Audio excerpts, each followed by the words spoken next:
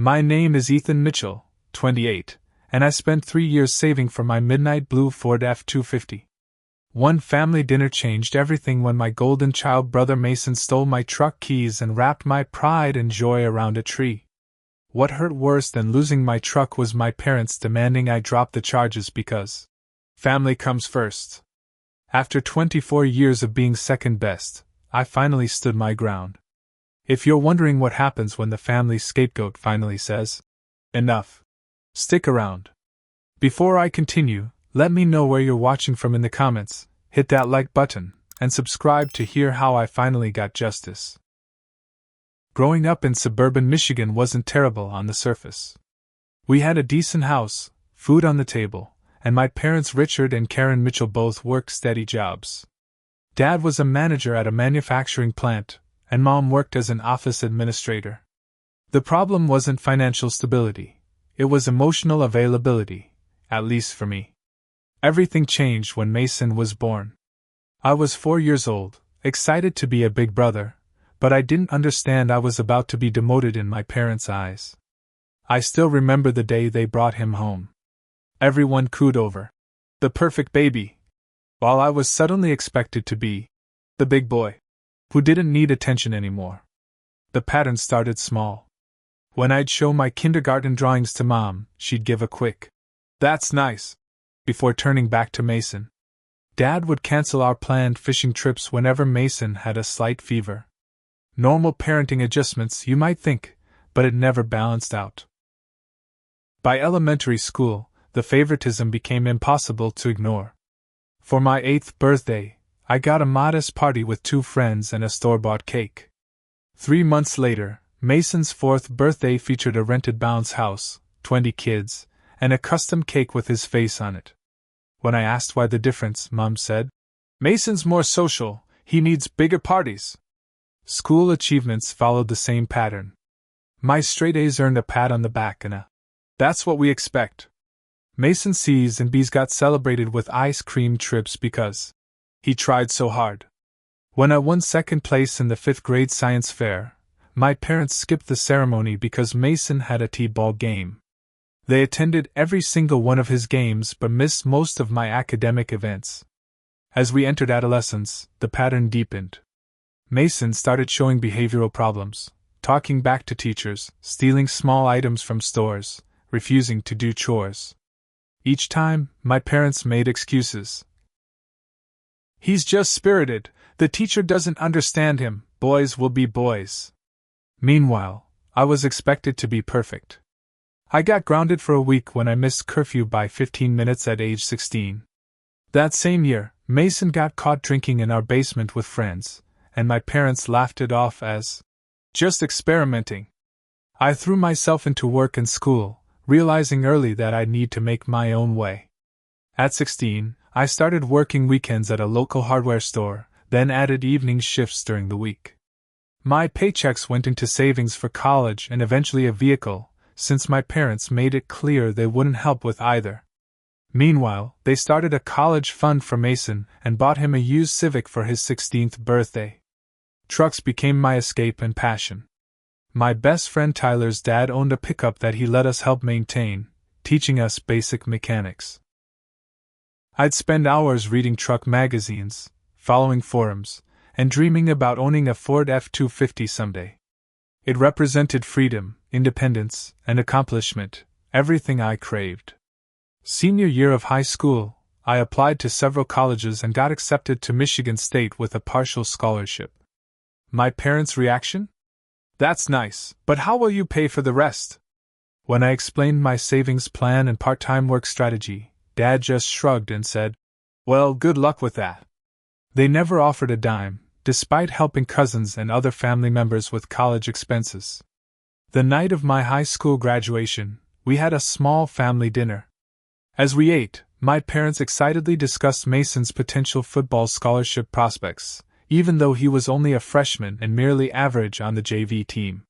When my grandmother tried steering conversation toward my college plans, Mom quickly redirected to Mason's upcoming summer camp. I moved out that August, renting a tiny apartment with 2 roommates near campus. Despite everything, I still hoped that establishing my independence might improve my relationship with my family. Maybe they'd finally see me as an adult worthy of respect. Maybe physical distance would make the emotional distance less painful. I called home weekly those first few months. Mom would talk for 5 minutes about nothing before passing the phone to Mason, who'd complain about school or ask if I could send him money for the latest video game. Dad rarely came to the phone. I kept trying though, holding on to that sliver of hope that things might change as we all grew older. Looking back, I realize I was setting myself up for more disappointment. But sometimes hope is all you have, even when all evidence points to its futility. College life provided a fresh start. Without the constant shadow of family favoritism, I thrived academically and socially. I majored in construction management, fascinated by the process of building something substantial from the ground up. Between classes, I worked at a local construction company, starting as a laborer and learning everything I could about the business. By junior year, I'd moved up to assistant supervisor on smaller projects. My boss, Brian Walsh, became the mentor I'd never had. He recognized my work ethic and eagerness to learn, often saying, "Ethan, you've got the drive of someone with something to prove." He wasn't wrong. After graduation, Brian offered me a full-time position with a decent salary. Finally, I could focus on building my life instead of just surviving it. My apartment upgraded from cramped student housing to a one-bedroom place I could actually call home. My savings account grew steadily, earmarked for my ultimate goal. That midnight blue Ford F-250. Dating wasn't a priority during those years, but that changed when I met Jessica Roberts at a friend's housewarming party. Smart, compassionate, and refreshingly straightforward, she worked as a physical therapist at the local hospital. Our connection was immediate, and for the first time, I found myself opening up about my family without feeling ashamed. "Wait," she said during our third date, after I casually mentioned missing my college graduation ceremony because Mason had a minor surgery scheduled. "Your parents skipped your college graduation for your brother's elective tonsillectomy? That's not normal, Ethan." Jessica's reaction made me see my family dynamic through new eyes. Growing up as the scapegoat, you normalize the abnormal. Her outrage on my behalf was both validating and eye-opening. Meanwhile, my parents continued their pattern of Mason worship. He'd enrolled at community college but dropped out after one semester, claiming it wasn't challenging enough. Rather than pushing him to get a job, my parents let him live at home rent-free while he found himself. Their Facebook posts celebrated his every minor achievement, getting his driver's license renewed or making dinner once a month, while my promotion to full supervisor warranted barely a like. 3 years after starting at Walsh Construction, I finally had enough saved for my dream truck. The day I drove that midnight blue Ford F-250 off the lot was perhaps the proudest moment of my life. Every dollar had come from my own sweat and determination. I'd researched for months, negotiated like a pro, and secured reasonable financing for the remainder. The dealer even commented that he'd rarely seen someone so knowledgeable about exactly what they wanted. I spent weekends customizing and maintaining my truck, adding a premium sound system, weather-resistant seat covers, and off-road lighting. Tyler, still my best friend from high school, joked that I loved that truck more than anything else in my life, including Jessica. Not true, but the truck represented something profound, tangible proof that I could achieve my goals without family support. Jessica encouraged me to establish healthier boundaries with my family, suggesting I limit visits to major holidays and special occasions. "You tense up every time they call," she observed. "And you're irritable for days after visiting them. That's your body telling you something." She was right, but old habits die hard. I still called monthly and visited for major holidays, hoping for some sign of change or recognition. Instead, each interaction reinforced the same painful dynamics. Thanksgiving that year proved particularly illuminating. Mason, now 24 and still living at home, announced he'd been fired from his third job in 6 months for misunderstandings about attendance. Rather than expressing disappointment, my parents sympathized about his unfair boss. When I suggested some local employment opportunities, Dad snapped. Not everyone can have everything fall into place like you, Ethan. The irony was staggering. Later that evening, I overheard Mason talking to our cousin in the kitchen. Yeah, Ethan thinks he's so great with his fancy truck and girlfriend. Must be nice having everything handed to you. My blood boiled, but I walked away. Engaging would only lead to me being labeled the troublemaker. The pattern continued for months. Mason's problems escalated, speeding tickets he couldn't pay, borrowing money from our parents that was never repaid, staying out all night and sleeping all day. Friends mentioned seeing him at parties looking suspiciously wired, suggesting drug use beyond just alcohol and marijuana. My parents remained willfully blind, making excuses and enabling his behavior. Dad paid off Mason's tickets to keep his insurance rates down. Mom did his laundry and cooked his meals because he's going through a rough patch. When I gently suggested they might be enabling him, Mom tearfully accused me of being jealous of my younger brother. Jessica's family provided a stark contrast to mine.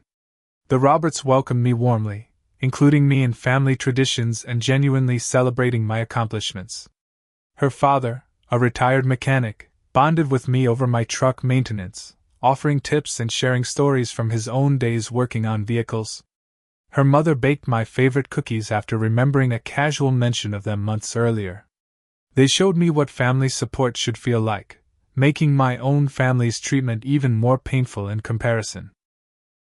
Despite everything, I maintained contact with my parents, calling monthly and visiting occasionally.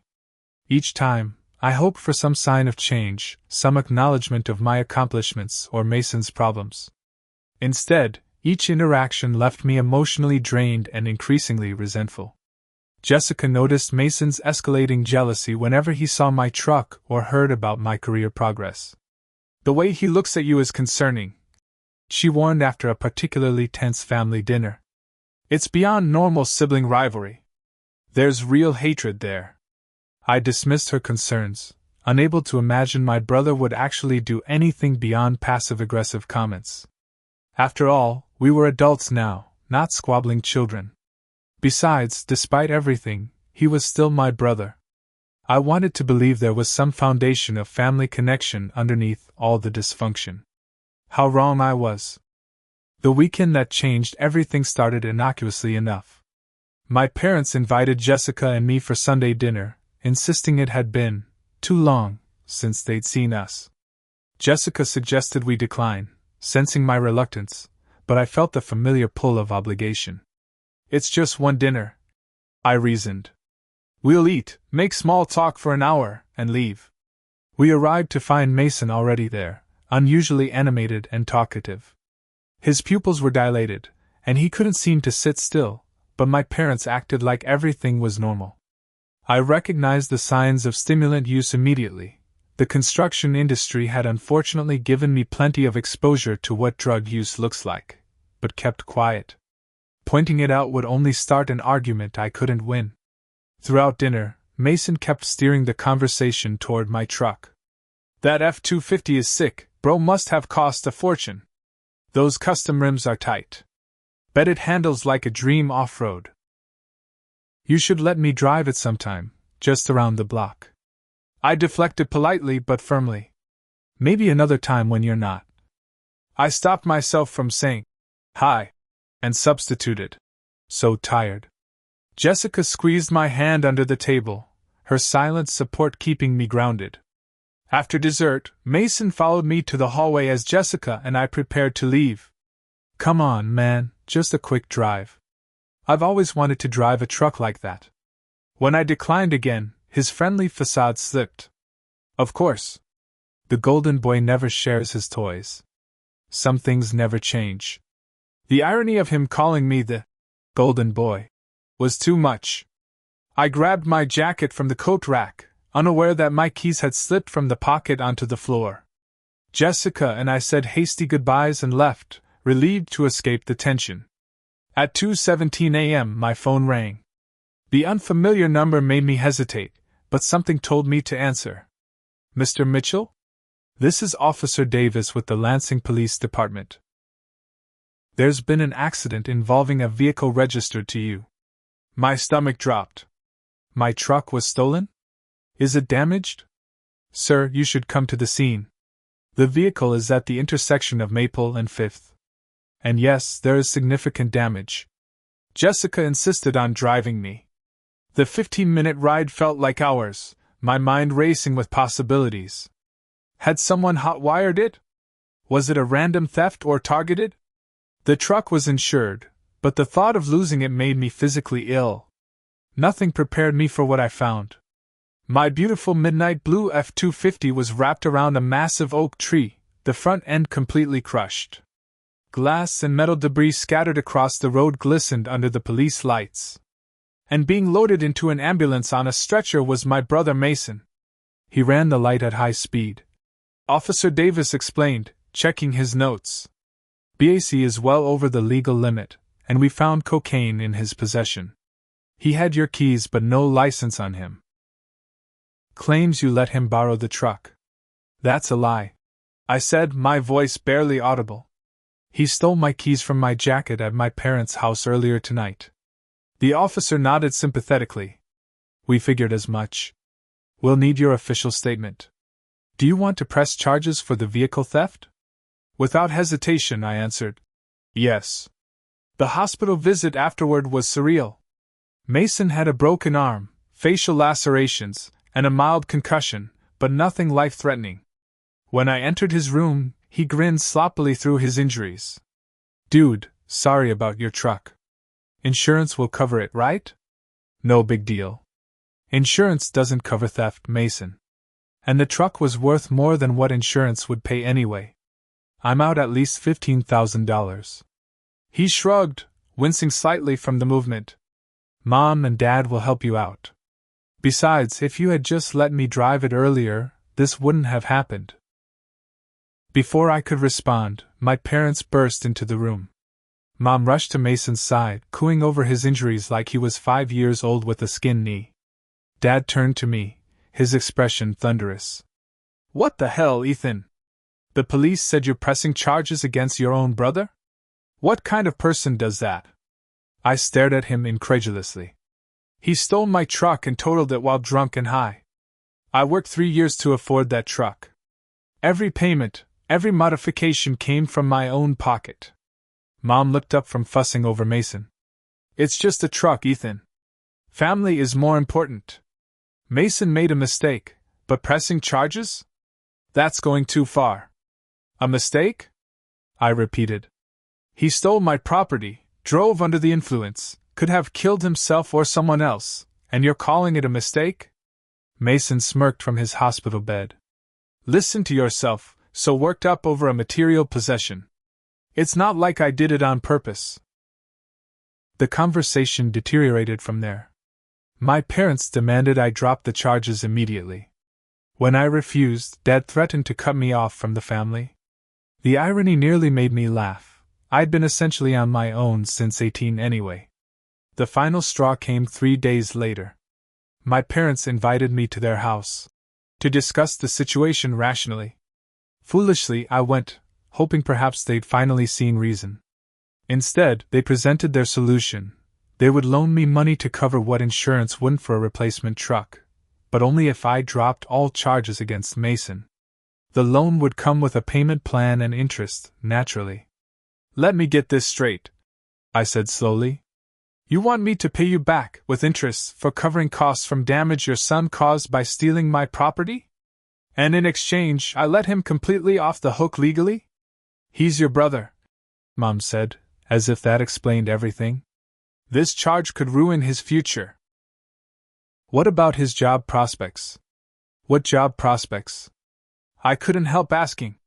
He hasn't held a job longer than 3 months in 6 years. Dad pounded his fist on the table. Enough. This is the offer. Take it or leave it. But if you continue with these charges, don't consider yourself part of this family anymore. I stood up, suddenly calm in the face of their ultimatum. I'll leave it.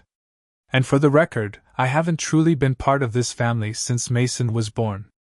3 days after refusing my parents' generous offer, I found myself driving to their house again. Jessica had convinced me that 24 years of emotional baggage deserved a proper unpacking before I potentially cut ties forever. You need closure, she insisted. Say everything you've been holding back. Then whatever they decide, you'll know you spoke your truth. My hands shook as I parked in their driveway. Part of me wanted to drive away, to ghost them completely rather than face the confrontation ahead. But Jessica was right. I deserved to be heard at least once. They seemed surprised to see me, clearly assuming their ultimatum had been the end of our discussion. Mom invited me in with forced politeness, while Dad watched warily from his recliner. Mason wasn't there, having been released on bail to await his court date. I came to say what I need to say, I began, remaining standing despite Mom's gesture toward the couch. For once, I need you both to listen without interrupting. Dad started to protest, but Mom touched his arm, her expression curious. This alone was unprecedented. They'd never shown interest in my perspective before. My entire life, I've been second best in this family, I said, my voice steadier than expected. From the day Mason was born, it's been clear where your priorities lie. I'm not imagining this or exaggerating, it's been consistent and obvious to everyone who knows our family.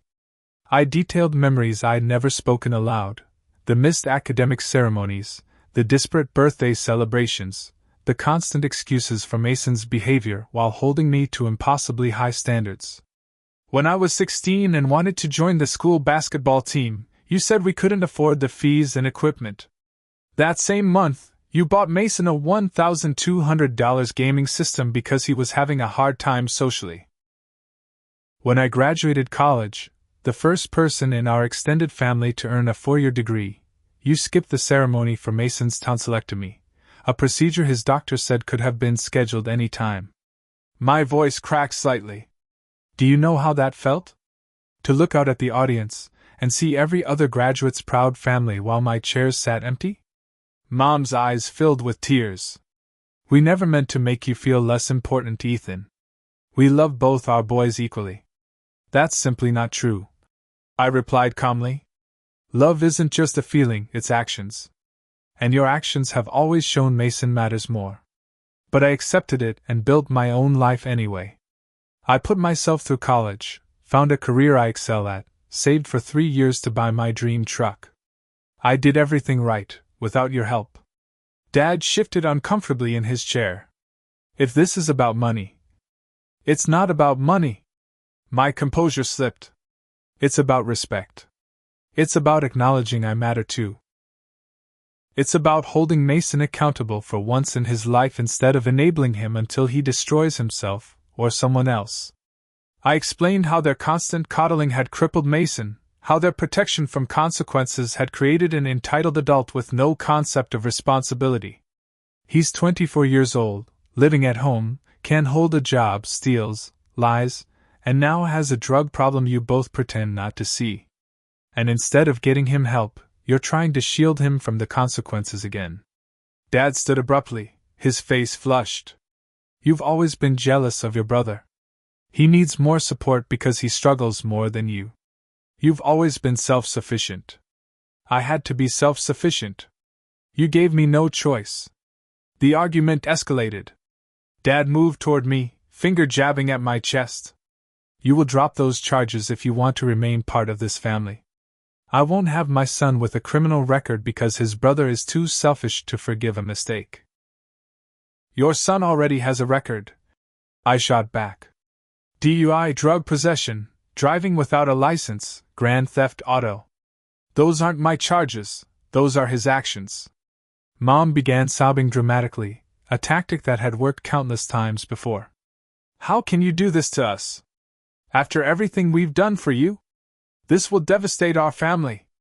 For the first time, her tears didn't trigger my guilt. What exactly have you done for me, Mom? Name one significant sacrifice you've made for my happiness or success in the last decade. Her silence was answer enough. I'm not dropping the charges, I said firmly. Mason needs consequences. Maybe jail time and mandatory rehab will accomplish what your parenting couldn't. Dad's face turned an alarming shade of red. Get out of my house. "You're no son of mine if you can do this to your brother." The statement should have hurt, but instead, it felt liberating. "I stopped being your son a long time ago." I was just the only one honest enough to see it. I walked out, ignoring Mom's renewed sobs and Dad's shouted threats about family loyalty. In my car, I finally let my own tears fall, not for what I was losing, but for what I'd never really had. Jessica found me later that night sitting in our apartment parking lot, unable to bring myself to go inside. She slid into the passenger seat without a word, simply holding my hand as I processed the reality that I'd just severed ties with my entire immediate family. "They'll never change," I finally said. 24 years wasn't enough time for them to see me. No confrontation or revelation will suddenly make them capable of fairness or respect. "Probably not," Jessica agreed softly. "But that's not a reflection on you. It's their limitation, not yours." The following days were a blur. The police investigation revealed Mason had cocaine and alcohol in his system at the time of the crash. My parents hired an expensive lawyer for him, while simultaneously spreading stories within our extended family about my vindictive behavior and lack of brotherly loyalty. Several aunts, uncles, and cousins called to talk sense into me, having heard only my parents' version of events. Few were interested in my side of the story. Those family members who did listen often admitted quietly that they'd noticed the favoritism for years but hadn't wanted to interfere. As Mason's court date approached, the pressure intensified. My parents left increasingly desperate voicemails, alternating between guilt trips, threats, and occasional half-hearted attempts at reconciliation, all centered around dropping the charges.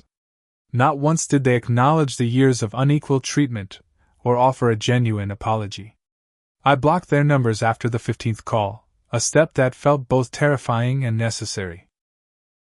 That night, I broke down completely in Jessica's arms, grieving not for the family I was losing, but for the family I'd never actually had.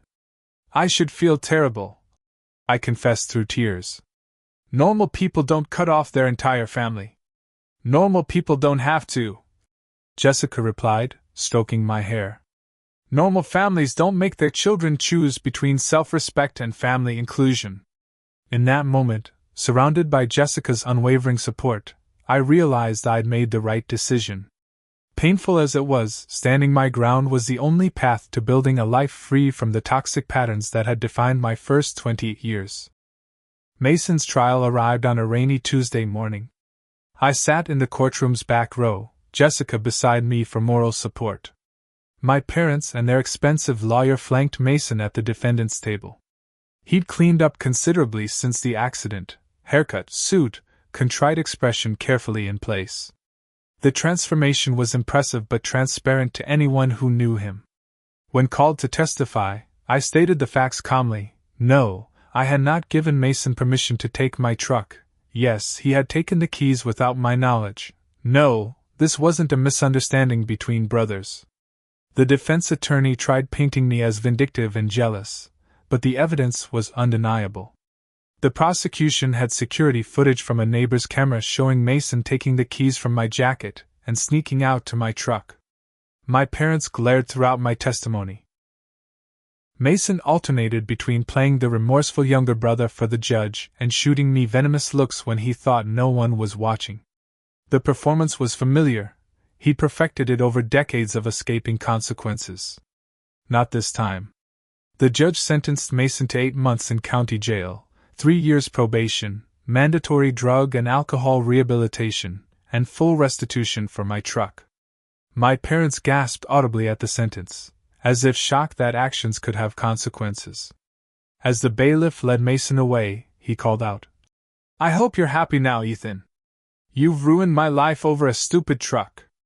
I said nothing, his words bouncing off the newfound armor I'd developed. This wasn't about the truck anymore. It was about 24 years of enabling and favoritism finally reaching their inevitable conclusion. Outside the courthouse, my mother approached, eyes red from crying. "Are you satisfied? Your brother is going to jail. He put himself there, Mom. Not me." Dad joined her, his expression thunderous. We'll never forgive this, Ethan. Never. I know, I replied simply. I've accepted that. They turned and walked away, shoulders hunched under the weight of facing real consequences, perhaps for the first time in their parenting journey. The financial aftermath of the accident hit hard. Insurance covered only part of the truck's value, leaving me with a significant gap. I took on extra shifts at work, putting in 60-hour weeks to rebuild my savings. Jessica worried about my exhaustion but understood the necessity. It's not just about the money, I explained one night. Keeping busy helps me not overthink everything. The truth was, despite my conviction that I'd made the right choice, doubt and guilt still crept in during quiet moments. Years of conditioning had taught me that Mason's needs superseded mine, that family loyalty meant accepting mistreatment. Deprogramming those beliefs proved harder than I'd anticipated. 2 weeks after the trial, my supervisor Brian called me into his office. I feared layoffs or reduced hours, which would devastate my savings plan. Instead, he offered me a promotion to project manager on a new commercial development. You've been putting in the work, showing leadership even when things got tough personally, he said, referencing the vague details I'd shared about my family situation. This position comes with a significant pay increase and a company truck for work use. The timing couldn't have been better. The promotion accelerated my financial recovery and provided transportation until I could replace my personal vehicle. More importantly, it validated that the universe didn't punish boundary setting, something my family had always implied would happen if I didn't prioritize Mason. A month into Mason's sentence, he sent a letter from jail. The familiar handwriting on the envelope made my stomach clench. Jessica offered to read it first, but I knew this was something I needed to face directly. The letter followed Mason's predictable pattern, surface-level apology followed by subtle blame-shifting and manipulation. I'm sorry about what happened with your truck, but if you just helped me out more over the years, I wouldn't have been in such a bad place. If you could talk to the judge about reducing my sentence, it would show you've really forgiven me. Mom and Dad are struggling without me at home. I placed the letter in a drawer without responding.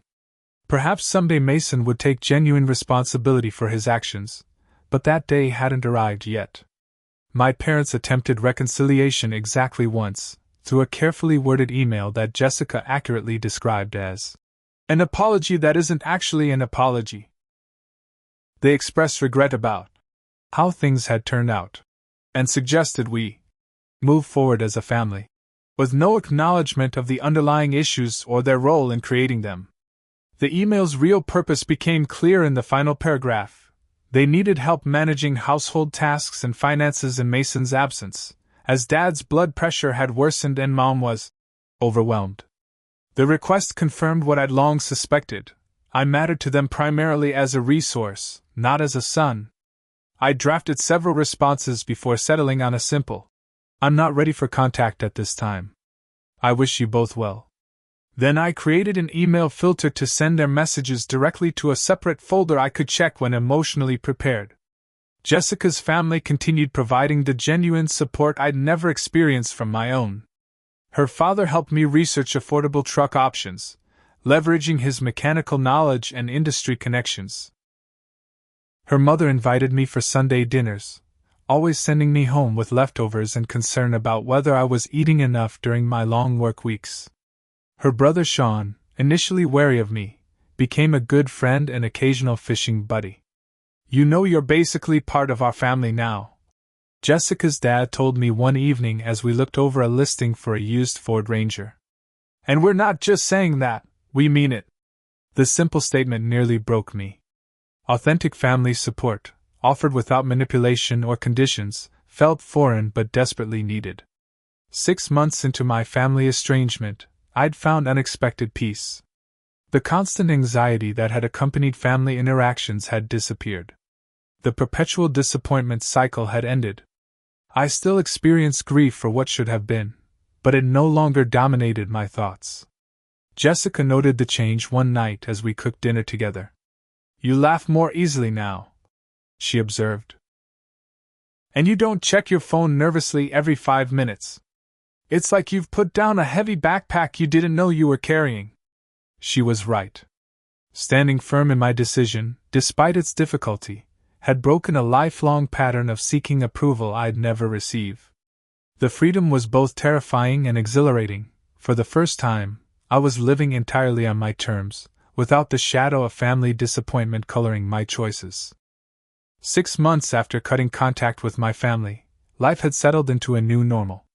The promotion at work had turned out to be exactly what I needed, challenging enough to keep my mind occupied, with a team that respected my leadership and management style. The company truck served my transportation needs during the week, while Jessica and I shared her car on weekends. My savings account was slowly rebuilding. The financial setback from losing my truck had been substantial, but with careful budgeting and my increased salary, I was making steady progress toward eventually replacing it. Jessica's father continued scanning listings and auction notices, determined to help me find the right vehicle at the right price. "What about this one?" he asked one Sunday afternoon, showing me a listing for a slightly older model F-150. "Lower mileage than you'd expect. Previous owner was meticulous about maintenance. Sean and I could check it out with you next weekend." His genuine desire to help still caught me off guard sometimes. "That would be great, Bill. I appreciate it. That's what family does," he replied casually, the simple truth of his statement hanging in the air between us. Jessica and I had grown closer through the family estrangement. Seeing me stand up for myself had shifted something in our relationship, deepening her respect and strengthening our bond.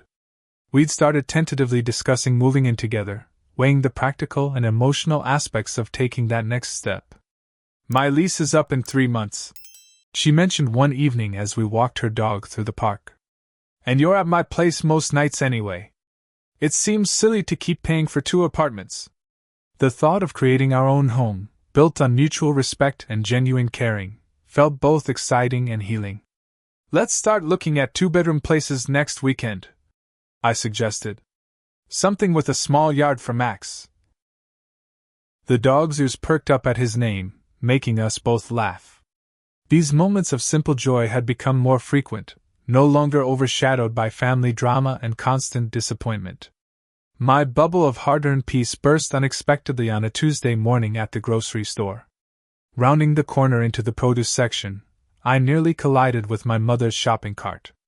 Her shock mirrored my own. For a moment neither of us spoke, the fluorescent lights humming overhead as other shoppers moved around our frozen tableau. "Ethan," she finally managed, her eyes darting over my appearance as if checking for visible changes. "You look good." "Thanks," I replied awkwardly. "How are you?" The polite question opened floodgates. Dad's blood pressure had worsened, requiring medication adjustments. Their house needed expensive repairs they couldn't afford.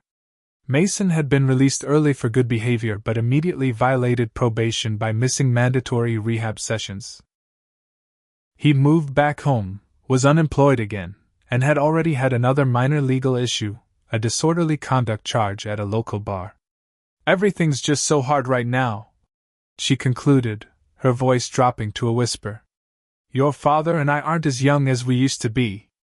Managing Mason's issues without any help is taking a toll." For the first time, I detected something new in her tone, not just the familiar manipulation, but genuine exhaustion. The dark circles under her eyes and new lines on her face told a story of stress beyond what she was verbalizing. "I'm sorry things are difficult," I said carefully. "I hope it gets better for you." She reached for my arm, her fingers gripping with surprising strength. "We need you, Ethan. The family needs you. Mason needs his brother's guidance." The old guilt surged briefly before I recognized the pattern. "Mom, I can't be responsible for fixing Mason's problems or yours. I've tried telling you for years that enabling him was creating more problems, not solving them." "I know," she said, surprising me. "I see it now. Your father doesn't yet, but I'm starting to understand what you've been saying." Tears filled her eyes. "We failed you, Ethan. We played favorites. I didn't want to admit it, but these months without you have made me see things differently. The acknowledgement I'd craved for decades arrived in the most unexpected place, between the tomatoes and cucumbers of a grocery store produce section. My throat tightened with emotion I couldn't fully process. "Thank you for saying that," I managed. "It means a lot to hear you recognize it." She nodded, wiping at her eyes. Could we maybe have coffee sometime? Just to talk? I miss you, Ethan. I miss my son." Part of me wanted to agree immediately, starved for the maternal recognition I never received. The wiser part remembered Jessica's caution about establishing healthy boundaries. "I need time, Mom. This isn't something we can fix over coffee. But I appreciate the acknowledgement. It's a start." She seemed disappointed but nodded. "I understand. Just don't shut the door completely, please." After we parted, I sat in my car for 20 minutes, processing the encounter. Her admission had been genuine. I was certain of that much. But was it enough to rebuild the relationship on? And was it truly a change of heart, or just a response to finding herself without her reliable safety net? I called Jessica from the parking lot, recounting the conversation. Her response was measured. It's significant that she admitted the favoritism. That's something she's denied for decades, right? But one moment of clarity doesn't erase years of behavior. Take your time deciding what this means for you. Through mutual friends and distant family connections, I learned more about my family's situation in the weeks following the grocery store encounter. Mason's behavior had escalated since his early release. He'd stolen money from my parents' emergency fund, disappeared for days at a time, and brought increasingly questionable friends to the house. My father had suffered a minor heart attack, attributed to stress and untreated high blood pressure. The family narrative had shifted slightly too. Instead of painting me as the vindictive brother who abandoned the family, my parents had begun acknowledging they might have made mistakes with both boys. It wasn't a full admission of the favoritism that had defined our family dynamic, but it represented movement in a direction I hadn't thought possible. Meanwhile, Jessica and I found a perfect 2-bedroom apartment with a small fenced yard for Max. Moving in together felt like establishing our own family unit, one built on mutual respect and genuine care rather than obligation and conditional love. On moving day, Jessica's entire family showed up to help, bringing food, extra packing supplies, and unwavering support. As we unpacked that evening, exhausted but content, Jessica handed me a small wrapped package.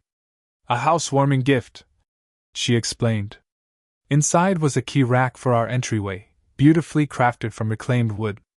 Engraved across the top were the words, "Home is where your story begins." "I thought we could start a new story," Jessica said, suddenly seeming nervous. "One without all the baggage from before." I hung the key rack carefully by our front door, understanding the deeper meaning behind her gift. "I'd like that very much." 2 weeks later, I purchased a used Ford Ranger, not the F-250 I'd lost, but a reliable truck that met my needs without stretching my finances too thin. Jessica's dad and brother had inspected it thoroughly, negotiated on my behalf, and helped me finalize the purchase. It wasn't midnight blue but forest green, representing not just transportation but a new chapter. As I drove it home for the first time, I realized I no longer felt the desperate attachment to material possessions that had characterized my relationship with the F-250. That truck had symbolized independence from my family's influence, something I'd now achieved in more meaningful ways than vehicle ownership. This truck was just a truck, useful, appreciated, but not carrying the weight of emotional significance its predecessor had borne. The realization felt like another step in my healing journey. 1 year after Mason totaled my truck, my life had transformed in ways I couldn't have imagined during those painful initial months. The promotion to project manager had led to additional responsibilities and recognition at Walsh Construction. Brian had begun mentioning future advancement opportunities, indicating I was being groomed for senior leadership. Jessica and I had settled comfortably into our shared apartment, our relationship stronger for having weathered the family estrangement together. Max the dog had claimed the apartment as thoroughly his territory, with favorite sunning spots and strategic toy caches throughout. My relationship with the Roberts family continued deepening. Jessica's parents treated me like a son, including me in family traditions and offering the unconditional support I'd never experienced from my biological family. Her brother Sean and I had developed a solid friendship based on shared interests and mutual respect. The chance grocery store encounter with my mother had evolved into cautious, limited contact. We'd met for coffee twice, conversations that were sometimes awkward but increasingly honest. She'd acknowledged the favoritism more explicitly during our second meeting, admitting, "We expected too much from you and too little from Mason. I see now how unfair that was." My father remained more resistant to self-reflection, though his health concerns had softened his previously rigid stance. We'd spoken briefly by phone once, a conversation more civil than warm, but representing progress nonetheless. Mason and I had no direct contact. Through my mother, I learned he'd finally completed a 30-day rehabilitation program and was living in a halfway house, attending mandatory NA meetings. The court-ordered restitution payments for my truck arrived sporadically but consistently, small amounts that nevertheless represented accountability I'd never expected to see. On a crisp October morning, almost exactly 1 year after the confrontation that ended my relationship with my parents, my phone rang with my mother's number.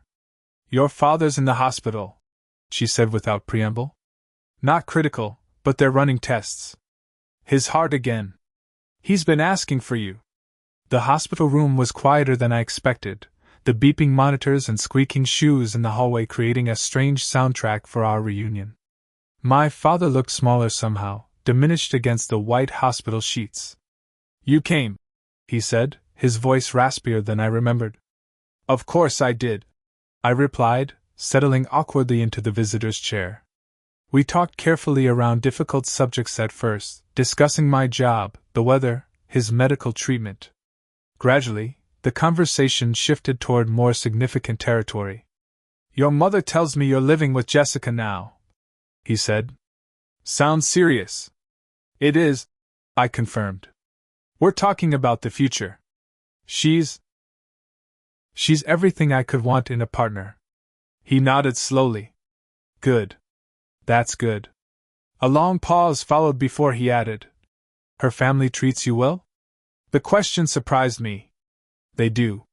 Very well. Better than we did, I imagine." He stared at the ceiling, avoiding my eyes. "Your mother has been, she said some things. About how we treated you compared to Mason." I didn't want to hear it at first. I remained silent, giving him space to continue. "I still don't agree with everything," he clarified quickly. "But I can see now that I was harder on you. Expected more. And maybe that wasn't fair." Coming from my father, this halting, partial acknowledgement was equivalent to a full confession. I felt a tightness in my chest that wasn't entirely unpleasant. "Thank you for saying that," I said simply. When my mother returned with coffee, she seemed surprised but pleased to find us talking civilly. The three of us spent an hour together, not addressing all the painful history but establishing a tentative new foundation that acknowledged its existence. As I prepared to leave, my father caught my hand. "Mason's doing better. Really trying this time, I think. The rehab program, it was good for him." "I'm glad to hear that," I said sincerely. "He wouldn't be there if you hadn't pressed charges," my father admitted, the words clearly difficult for him. "Your mother and I see that now. We would have kept enabling him until—" He didn't finish the sentence, but he didn't need to. 2 weeks later, Jessica and I were having dinner at our apartment when she excused herself to use the bathroom. She returned looking nervous, fidgeting with something in her pocket. "Everything okay?" I asked.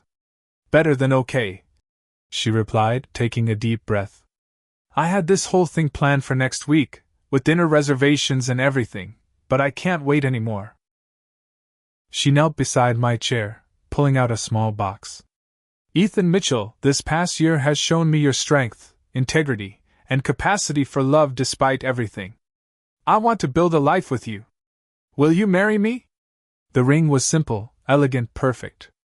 More perfect was the woman holding it, who had stood by me through the most difficult year of my life, who had shown me what genuine love looked like. Yes, I said, my voice breaking. Absolutely yes. Later that evening, after calling her parents with our news, I found myself thinking about family, the one I was born into and the one I was choosing. The contrast couldn't have been starker, yet I felt an unexpected gratitude for both. My biological family's failures had taught me exactly what I didn't want to replicate. The pain had shaped me, making me value authenticity and genuine connection above appearance or obligation. A week after our engagement, I met Mason for coffee at a neutral location, his therapist's suggestion, conveyed through my mother. The reunion was awkward, tense at moments, but surprisingly productive.